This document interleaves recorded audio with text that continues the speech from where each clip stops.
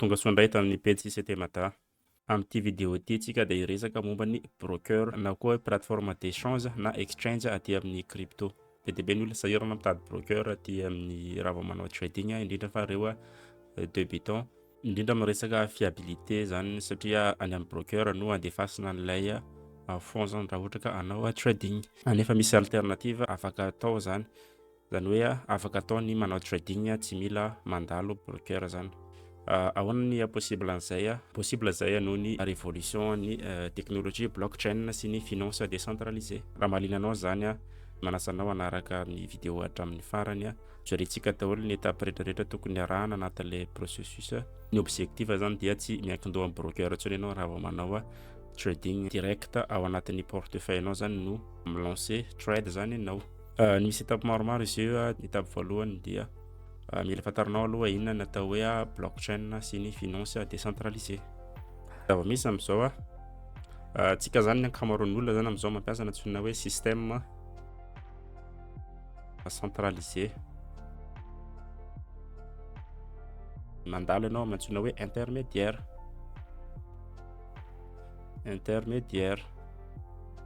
Zany hoe zany sa koa misy zavatra ataonao dia mandalo foana ianao amin'ny antsoina hoe intermédiaire. Inona moa zany ty intermédiaire ty? Anome ohatra zany, raha ohatra hoe ity zany ianao dia ianao zany te hanana accès aty amin'ny marché financier, aty amin'ny bourse zany hoe te hanao trading ianao dia obligé ianao mandalo aty amin'ny broker. Dia le broker no mandefa ny ordre anao any amin'ny marché financier, ianao zany mampiasa an'ilay plateforme de blocage. Dia apetraka aminazy zany ny vola zany tsika zany tsy afaka mandalo directement aty amin'ilay marché financier. Ohatr'izay koa zany ianao raha vao manao transaction dia mandalo banque zany hoe ity misy banque zany eto raha hanao transaction anao amin'ny olona anankiray any ivelany ohatra dia mandalo banque anankiray zany. Mandalo banque anankiray dia le banque miresaka amin'ilay banque hafa dia miresaka amin'ilay olona andefasana vola. Ohatr'izay misy ary ny olona ary ianao ary ampiasa le broker mbola mandalo banque any zany mbola misy intermédiaire be dia be zany ampovoany. Dia ny inconvénient an'izay sady lany ianao amina terme commission, amina frais de transaction, ny commission an'ilay broker c'est l'intermédiaire rehetrarehetra reny dia avy koa ny tena danger dia resaka confiance. Dia ohatra hoe tady broker anao dia tokony manana confiance amin'ilay broker. Nefa rehetrarehetra reo ny voatra zany zareo taty aoriana dia misy ny antsoina hoe système décentralisé zany. Dia amin'ity système décentralisé ity zany misy ny antsoina hoe finance décentralisé na koa antsoina hoe DeFi, decentralized finance. Donc zany noho nyty tanjaka nyty DeFi ity zany dia lasa possible zany ianao tsy mandalo intermédiaire intsony zany ianao raha te hanana accès aty amin'ny marché financier, zany hoe direct zany ianao ampiasa le marché financier. Ohatr'izay koa zany raha manao transaction ianao direct amin'ilay olona andefasanao, inona antsoina hoe transaction peer to peer. Zay zany no mila fantatra voalohany zany. Dia faharoa amin'izay ahoana zany ny fonctionnement an'ilay système zany. Le système tsy mandalo broker le nitreretintsika tao zany dia possible avy tamin'ny teknolojia blockchain aloha voalohany blockchain sy ny DeFi. DeFi égale finance décentralisée. Dia aty amin'ny DeFi misy ny antsoina hoe tokenisation, zay zany no ampiasaintsika zany. Dia aty amin'ny DeFi koa zany misy ny antsoina hoe wallet, zany hoe misy ato zany ianao manana portefeuille zany anao ato amin'ny DeFi. Fandaliza ity ianao zany ity ianao te hanao an'ilay trading dia ianao zany créer portefeuille anao décentralisé, zany hoe ianao rery zany manana accès anatin'ilay portefeuille ary tsisy olona na entité quelconque afaka mikitika an'io portefeuille io. Avy any amin'ny wallet amin'izay zany ampiresahanao amin'ny DeFi zany na ilay blockchain zany. Io zany ilay blockchain zay manana an'izay service ny DeFi zay zany decentralized finance. Misy application aty amin'ny DeFi ampiasainao zany manao an'ilay trading. Dia amin'ny cas-tsika zany ny wallet ampiasaintsika zany dia ny aty amin'ny MetaMask, zany hoe MetaMask no ampiasaintsika. Dia ny blockchain ampiasaintsika dia ny Arbitrum. Arbitrum le blockchain dia le application décentralisée misy ohatrany hoe Vela zay, Vela Exchange zay zany ampiasaitsika. Ireo rehetrarehetra reo zany ny outil ampiasaitsika ahafahana mibypasser ny broker zany. Reto zavatra reto zany presque en automatique, en autonome, zany hoe tsy entité quelconque zay maka ohatran'ireny broker reny fa ny principal izy zany dia ianao direct lancer trade à partir ny portefeuillenao relienao aty amin'ny marché financier. De raha vao une fois tapitra le zavatra ataonao de afaka déconnectena zany le portefeuille. De raha vao une fois anao te hanao an'le trading de afaka connectena le portefeuille. Ny principal izy zany de tsy miala ao anaty portefeuillenao zany le fonds anao zany fa direct tradenao any amin'ny marché financier. De ny étape manaraka ahoana zany ny anaovantsika pratique raha ohatra hoe mbola tsy nampiasa MetaMask anao de manasanao hiditra amin'ny site MetaMask, ao amin'ny description ao ny lien. Raha tonga ato anao de misy option de téléchargement, téléchargena le MetaMask de installena amin'le navigateur. De raha vao une fois installé le MetaMask dia sokafana zany le MetaMask, zany hoe raha ohatra ianao mbola tsy manana compte de mila mi-créer compte zany ianao anatin'ilay MetaMask.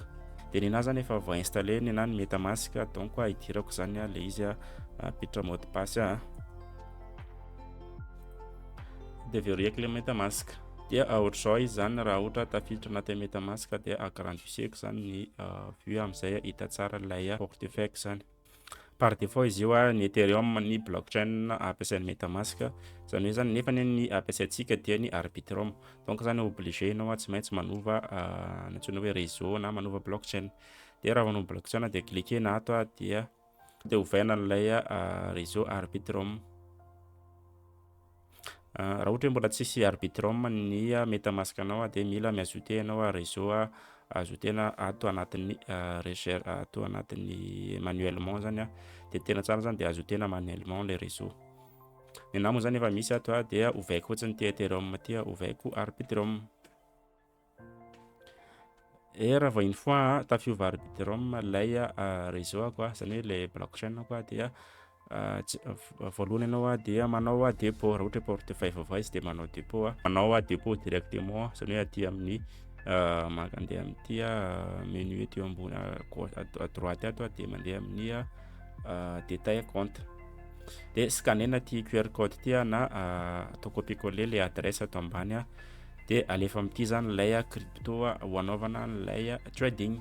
Izy tsy n'importe quel crypto fa tokony Arbitrum ihany zany no alefanao anatin'ilay portefeuille anao zany minimum zany misy Arbitrum kely anaty portefeuille-nao fa ankoatrizay afaka ataonao koa zany mandefa USDT raha ohatra ka efa misy Arbitrum anaty portefeuille-nao. De raha vao une fois alimenter ny compte-nao verina antsika mankaty amin'ny site ny Vela Exchange. Cliquena le lien ao amin'ny description ao raha manao clique an'iny lien amin'ny description iny anao dia mahazo réduction amin'ny frais de trading jusqu'à 50%. De raha vao une fois tonga aty amin'ny site ny Vela Exchange connectena lay portefeuille, cliquena ty connect compte ty zany. De raha vao une fois cliquenao iny connect compte iny de omeny choix ianao am'le wallet BTB anatin'ilay plateforme. De ny antsika moa zany ny MetaMask ny wallet ampiasaitsika dia donc MetaMask zany no cliquentsika zany. Fa azonao atao koa zany mampiasa portefeuille hafa ankoatran'ny MetaMask de cliquena ty MetaMask ty zany. Dia validena ny ty zavatra autorisation de connexion avec MetaMask ty zany de atao suivant de connecter.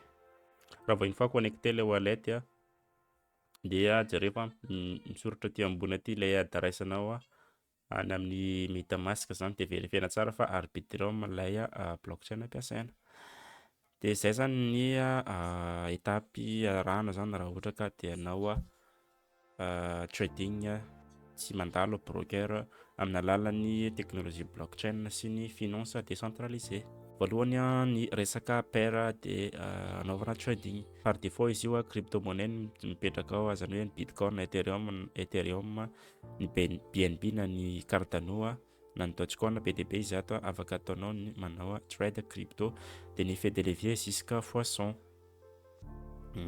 Afaka atao koa raha ohatra hoe te trade anao matière première de cliquena fotsiny lay menu métal de automatique eo avoakany ny paire de trading amin'ny matière première. De ny paire disponible amin'ny métal dia ny argent XAG contre USD na ny gold zany na hoe XAU contre USD. Ny fait de levier façon aty amin'ny métal. Afaka ataonao koa raha ohatra ianao hoe mpanao trading FX na hoe forex, de cliquenao fotsiny ny menu forex dia misy paire anankidimy ao de ny AUD USD, ny euro USD, GBP USD, ny USD CAD sy ny USD JPY. Zany hoe afaka ataonao zany ny trade an'ireto paire ray amin'ireto anankidimy reto zany ny fait de levier jusqu'à fois 250.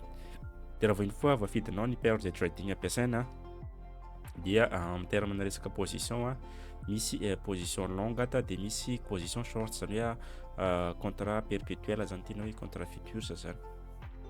De ny afaka micréanao ordre na limite na ny marché zany mety foana zany. Dia ny en terme na resaka effet de levier aty ambany ata de ka nenazy bitcoin contre USD de ny effet de levier zany dia afaka avakiariko jusqu'à aty amin'ny fois 100, zany hoe mety atao fois 25, fois 5, fois 10, fois 50, mety foana zany arakaraka lay money management ny trading ataonao.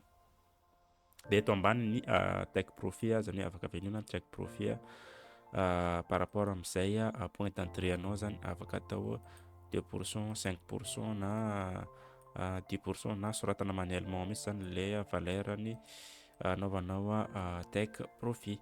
Ny stop loss koa afaka activenao ato ambany ato, afaka activena dia afaka atao koa par rapport am'ilay pourcentage ny perte eritreretinao atao zany amin'ny mametraka stop loss na soratana manuellement ny valeur lay déclencher ny stop loss. Ohatrizay le izy zany dia afaka atao ny manao longue de afaka atao koa ny manao short zany. De ohatrizay de raha fois anao milancer trade de misy ordre ouvert ato zany hoe aty en position ato de misoratra sokatra ato automatique lay ordre zany. Na moa zany tsy nanao dépôt de lasa $0 ny portefeuille koa ato fa raha fois manao dépôt aty amin'ny MetaMask am'lay Arbitrum automatique zany hita aty amin'ny Vela Exchange zany ny montant an'ilay portefeuille zany. De raha fois vita ny trading ataonao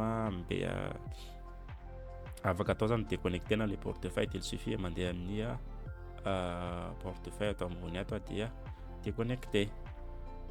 Na anao mankaty amin'ny MetaMask dia mankaty amin'ny menu dia site connecté de Vela Exchange zany antsika de déconnecté. Zay ndray zany ny vidéontsika androany de raha mahalinanao ny genre vidéo ohatr'izao de manasanao ny j'aime, manao partage, aza adiny koa misabone amin'ny page CD Mata mba ahafahanao mahazo notification foana chaque fois zay publier vidéo vaovao. De raha ohatra misy fantanina na remarque ohatr'izany de aza misalasala manoratra ao amin'ny commentaire. Ny rehetrarehetra ilaina, ny outil rehetrarehetra ilaina dia soratako amin'ny description ao daholo. Cliquenareo fotsiny le lien de automatique nareo rediriger mankany amin'ny zavatra no tantaraiko teo zany.